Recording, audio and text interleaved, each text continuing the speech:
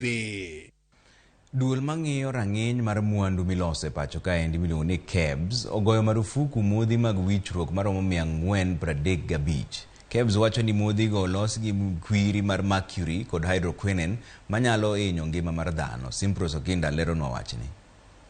Tok yango ni modhi maromo 435 ogo marufuku, duol mang'iyo rang'iny mar mwandu milose e pacho ka mano KEBS ochako apedha mar rango jogo mapod dhi nyime kod uso modhi makoro kum tiyo godogo. We have also arrested some of the traders who have been stocking some of these and prosecuted them. KEBS wacho ni kata obedo ni piny Kenya osebedo ka kwedo donjo mar modhi moting'o kwiri e pacho ka, thoth modhigo wuok e pinje maoko kendo donjo e pacho ka ataro mar chik. Most of these products are imported from the Far East, and then they come through West Africa sometimes, and then they come through our porous borders. So we have been doing surveillance just to impound or seize whatever we find in the market. Loso kod Ramogi TV, director mar tim apedha e chirni Peter Kaigwara wacho ni modhigo oting'o kwiri makech mar mercury kod hydroquinone ma ok ber gi ngima dhano kendo nyalo biro kelo ne joma tiyo kode midhiero mag tuoche mathoth. The short-term effect would be, of course, is the bleaching of the skin. There is also irritation of the skin, redness.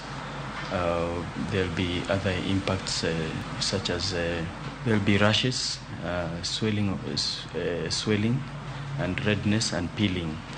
And also it can also, for the long-term effect, what will do it damages the kidney for when there is prolonged usage, and then it also damages the nerves. Ne jos modhi ohala ok bibedo maber kendo giywak ni mago e mwandu mamedo yuto margi.